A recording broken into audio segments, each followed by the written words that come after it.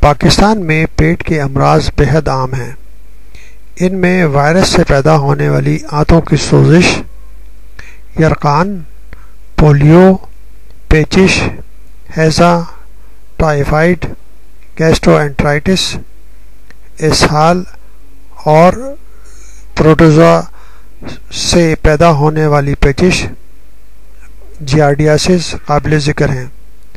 ان امراض کا نشانہ وہ انسانی بستیاں ہوتی ہیں جہاں صفائی کا خاطر خواہ انتظام نہیں ہوتا، جہاں پینے کے لیے پانی کی صفائی کے سائنسی طریقوں کو استعمال نہیں کیا جاتا، یا پھر صاف شدہ پانی دوبارہ آلودہ ہو جاتا ہے، یا پھر لوگ دریا، جھیل اور نہروں کا پانی استعمال کرتے ہیں جو یقیناً خطرناک حد تک آلودہ ہوتا ہے۔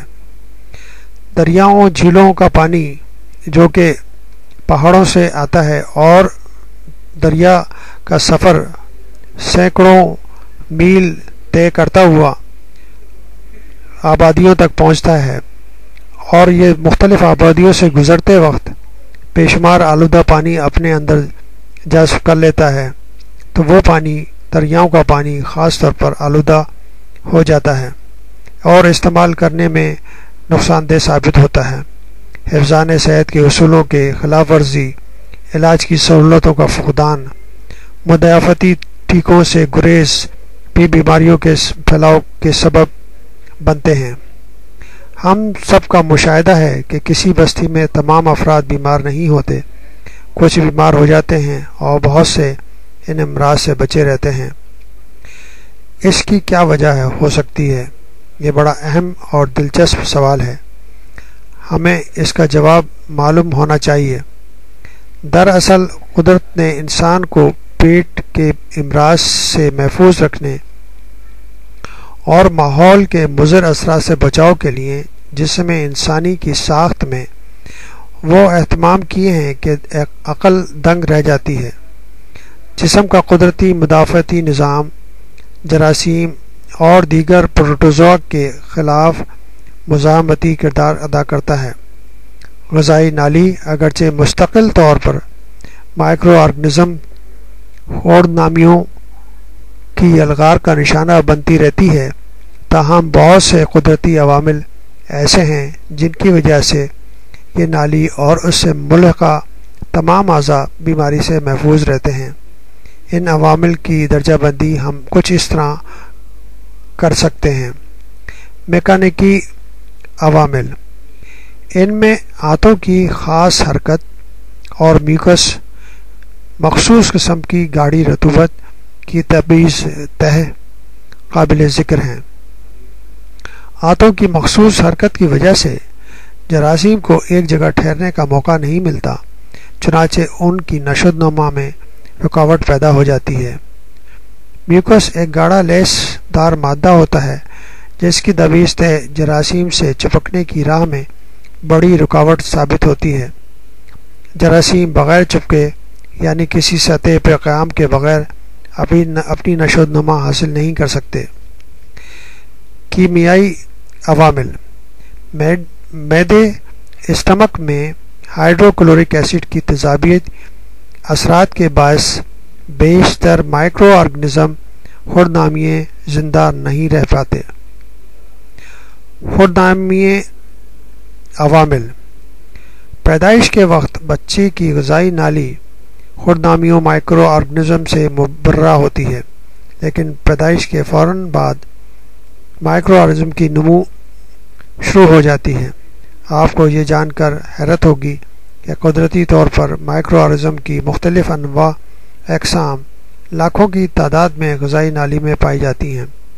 مسوڑوں، دانتوں، منہ کے اندرونی سطحوں پر لاکھوں کی تعداد میں بیکٹیریا موجود رہتے ہیں۔ انسانی جسم کے اندر جتنے سیلز ہیں ان کی تعداد کے حساب سے مائکرو آرگنزم کی تعداد ہمارے جسم پہ 20 گنا ہوتی ہے۔ اگر وزن کے حساب سے ہم دیکھیں تو انسانی جسم کے اندر 10% وزن مائکرو آرگنزم کا ہوتا ہے۔ اگر فرض کریں کسی انسان کا وزن 100 کلو گرام ہے تو اس میں جراثیموں کا وزن 10 کلو گرام ہوگا۔ غذائی نالی میں معدے اور چھوٹی آنت کو چھوڑ کر باقی حصے یعنی بڑی آنت میں بھی بیکٹیریا کثیر تعداد میں پائے جاتے ہیں۔ ایک تخمینے کے مطابق 1 گرام فضلے میں تقریباً 100 بلین بیکٹیریا موجود ہوتے ہیں۔ ان خوردبینی مائکروسکوپک آرگنزم کی موجودگی بے سبب نہیں ہوتی۔ یہ بیکٹیریاز ایسے مادے پیدا کرتے رہتے ہیں جو بیماری کے جراثیم کو ہلاک کر دیتے میں بے حد مؤثر کردار ادا کرتے رہتے ہیں۔ خلیاتی عوامل سیلولر ٹائپس۔ خون میں پائے جانے والے سفید خلیے وائٹ بلڈ سیلز بیماری کے جراثیموں کو براہ راست ہلاک کر ڈالتے ہیں۔ امینیاتی عوامل۔ Immune system. انسانی جسم بیماریوں کے جراثیم کے خلاف بعض ایسے پیچیدہ کیمیائی مادے تیار کرنے کی قدرتی صلاحیت رکھتا ہے جو بڑی تیزی کے ساتھ حملہ آور جراثیم کو تباہ کر ڈالتے ہیں۔ ان مادوں کو ضد اجسام اینٹی باڈیز کہا جاتا ہے۔ اینٹی باڈیز بیماری کے جراثیم ہلاکت میں بنیادی کردار ادا کرتے ہیں۔ آپ یقیناً سوچ رہے ہوں گے کہ قدرت کے مہیا کردہ ان مضبوط دفاعی نظام کی موجودگی میں کے باوجود انسان بیمار کیوں ہوتا ہے؟ بیماری دراصل اس وقت شروع ہوتی ہے جب کسی بھی سبب سے جسم کا دفاعی نظام کسی خرابی کا شکار ہو جائے۔ دفاعی نظام میں کمزوری پیدا ہوتے ہی جسم کے دشمن طرح طرح کے جراثیم جو ہوا، غذا، پانی، دوسرے ذرائع سے مستقل جسم کے اندر داخل ہوتے رہتے ہیں۔ دفاعی نظام کی خراب کارکردگی کی وجہ سے جسم کے اندر پھیلنے اور پھولنے لگتے ہیں اور بہت جلد ہمیں بیمار ڈال دیتے ہیں۔ کسی ملک کا دفاع ہی کمزور ہو جائے تو اس ملک پر قبضہ کرنا آسان ہوتا ہے۔ ہمارا جسم بھی تو ایک عظیم مملکت ہے، مملکت خدا داد۔ غذائی نالی میں مدافعتی نظام کو کمزور کرنے کے بہت سے عوامل ہیں۔ مثلا معدے میں ترشے، اسٹمک میں تیزابیت کی پیداوار اور اس کے مقدار کا کم ہو جانا، السر کے علاج کے دوران ایسی ادویات کا استعمال جن سے معدے میں تیزابی مادوں کی کمی واقع ہو جاتی ہے، آنتوں کی حرکت میں رکاوٹ پیدا ہو جانا، بڑی آنت میں بیکٹیریا کی نارمل تعداد سے کم ہو جانا، ضد اجسام یعنی اینٹی باڈیز کی پیداوار میں کمی واقع ہو جانا۔ یہی وجہ ہے کہ پسماندہ ممالک میں پیٹ کے امراض میں وہ لوگ عملاً مبتلا ہوتے ہیں جو بھوک و افلاس کے شکار ہوتے ہیں۔ پیٹ کی بیماریوں سے نجات کے لیے قدرت کی عطا کردہ مدافعتی نظام پر تکیہ کرنا دانشمندی نہیں۔ اس دفاعی نظام کی بقا اور سلامتی کے لیے انفرادی اور اجتماعی بنیادوں پر ایسے انتظامات لازم ہیں جن سے ایک جانب حملہ آور جراثیم کے پھیلاؤ کو روکا جا سکے اور دوسری طرف معاشرے میں حفظان صحت کے ضابطوں اور اصولوں کا شعور اجاگر کیا جائے۔ ذرائع ابلاغ اور صحت عامہ سے متعلق تمام سرکاری اور غیر سرکاری اداروں کا بھی یہ فریضہ ہے کہ عوام کو پیٹ کے امراض اور ان کے اسداد کے بارے میں ضروری معلومات اور اطلاعات کی فراہمی کا انتظام کریں۔ گند آب، سیوریج کی پانی کی نکاسی اور پینے کے پانی کی صفائی اور ذخیرہ کرنے کے جدید طریقوں سے استفادہ کیا جائے۔